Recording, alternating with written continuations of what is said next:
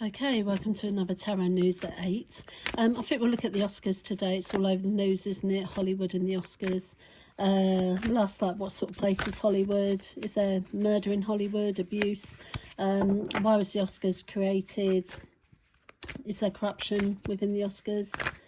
What's the public really think of it? I know I'm sick of it. The statue, does it represent anything in particular? And what's the future of the Oscars? So, disclaimer, just shuffling the cards, hypothesizing, asking the cards questions. Do not take this literally. I've asked for love and light, so I think let's get stuck in. So let's just split the pack. I'm just going to do something I don't normally do. I'm just going to ask the cards if it's okay to ask about Hollywood, because I find it so seedy. Can ask about Hollywood. Well, it's just saying new experiences, so it's a new experience to ask about Hollywood, so they're saying yeah, whatever. So I think I will. So there you go, that's the new experience card. Yeah, I will. There's nothing sinister there. Okay, what kind of place is Hollywood? Oh dear. There you go. It says it all, doesn't it, really? The devil card. I always pull this for certain things, certain people. So addiction, lust, self-harm, you name it, Hollywood's got it all. Actually, the message is find your own truth. Maybe we'll find out the full truth about Hollywood one day, who knows. But yeah, it's all about being trapped, no power. I'd imagine there's quite a few people in there that feel powerless, and it's also like trying to fight or trying to repair something, and it's toxic. And I mean, do we need to say any more? And what it's saying actually is you've got to be brave to walk away from it.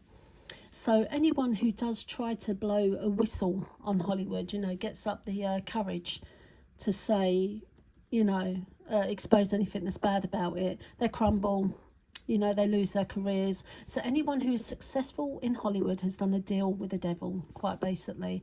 This is what this card is saying, because there's no room for failure. So if you have failed in Hollywood, it's because you took the bright side, you took the good side and refused to do things, and you suffered with your career, and you suffered with addiction, etc., because you couldn't cope with what Hollywood is. And it's saying anyone who's risen, all those people with their smiley faces and their designer gowns and all, they are devils, quite basically. So it's saying, you know, it's a place for the lust, self-addiction. I mean, everything that I thought it would be. Has there been murder in Hollywood?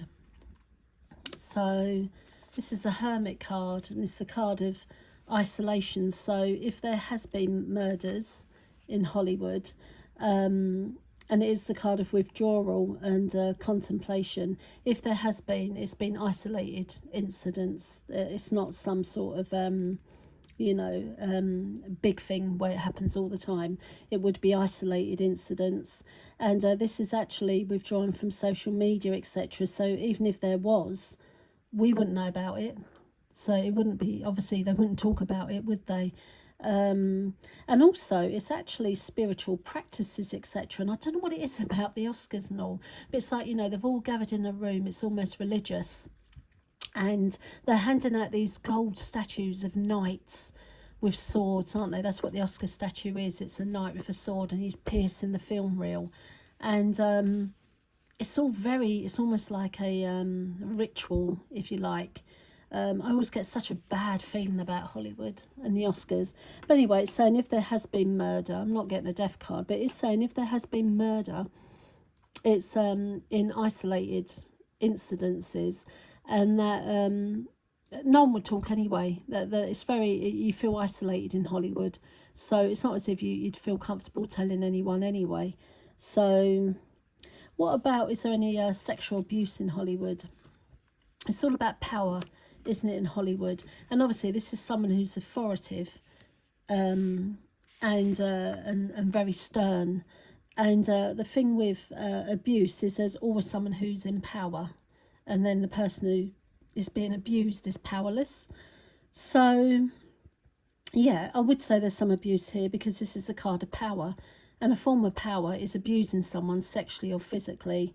isn't it? That's what people do to exert their power. I mean, that terrible thing recently that came up again about Shirley Temple, where she went to a meeting, didn't she? I can't remember what, was it MGM or something? And she went with her mother and they got separated, you know, because they divide and conquer.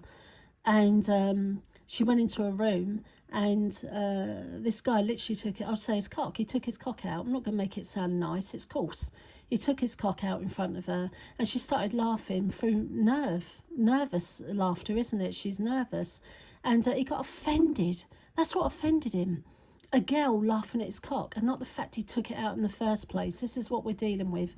And when she came out and she said to her mother, you know, you won't believe what happened to me. And the mother was like, well, yeah, I will, because it's just happened to me. The mother, someone had tried it on with her in another room. And needless to say, she said they never used that film company. Now, that's what it's about, isn't it? It's power. So where there's power, there's always abuse, because that's how they exercise their power. So, yeah, of course there is. There's sexual abuse in Hollywood, for sure. So why was the Oscars created? That's something that fascinates me, you know. This is the card of ambition, money. So obviously it's a great money spinner, isn't it? You know, people tune in to watch it. I think the first one, though, was it 1929? So, you know, you're living in a different world there. But I'd say it's a business idea. I don't think it was anything other than that. It's money spinning. It's a business idea. And that's where it sort of ends, really. So I don't think necessarily it's anything loving in there, or, you know, it's been created to recognise people. It's literally just business.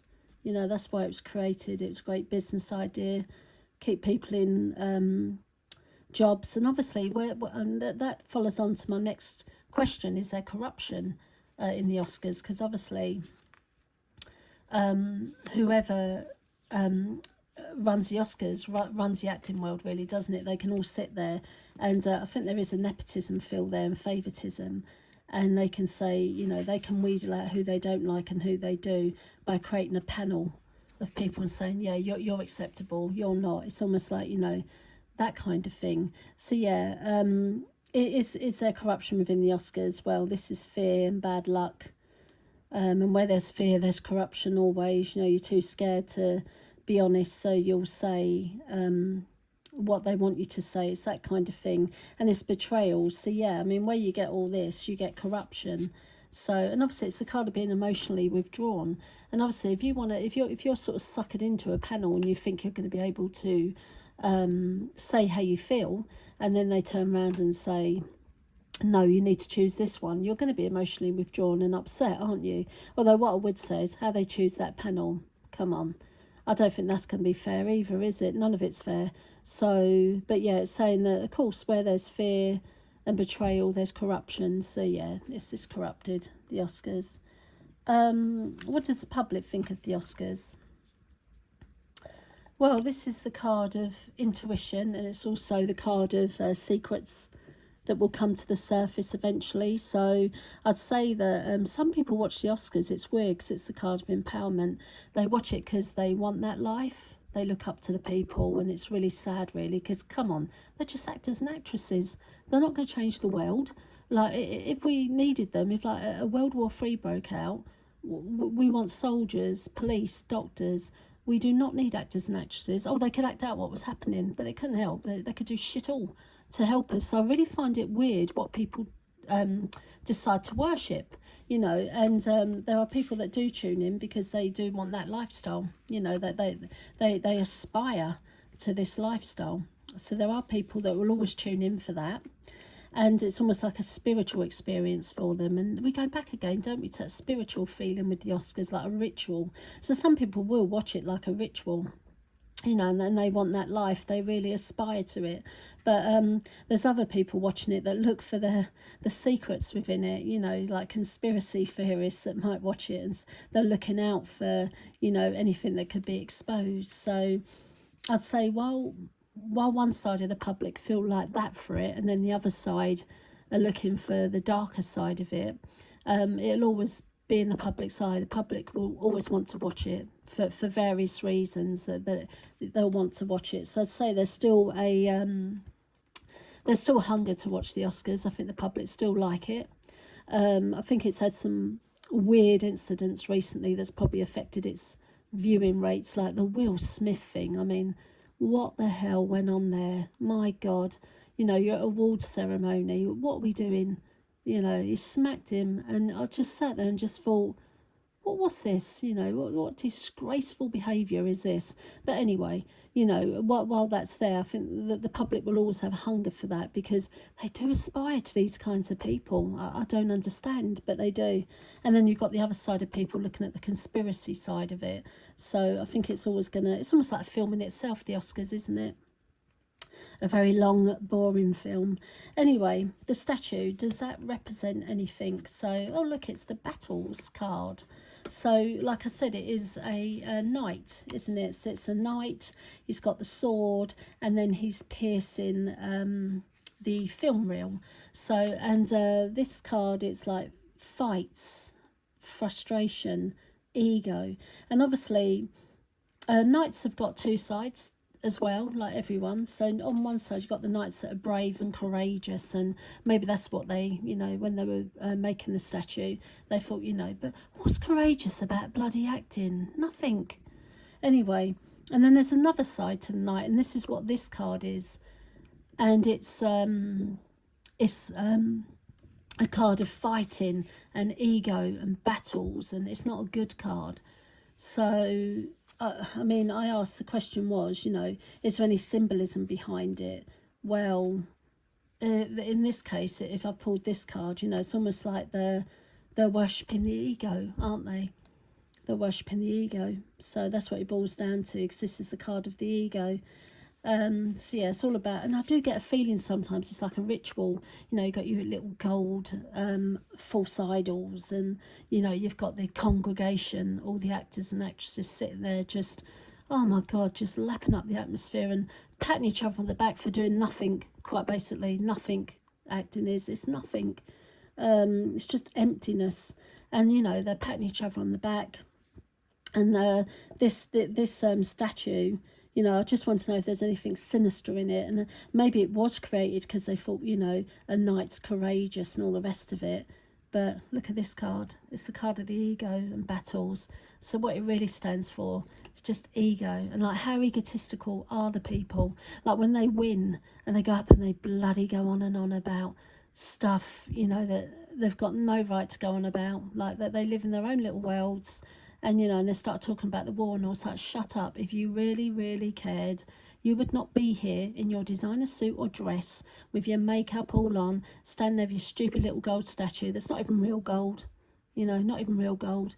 And you're standing there just waffling, quite basically. So yeah, apparently that statue is much more associated to the ego. It might have started with the idea of courage, but it's become the ego now.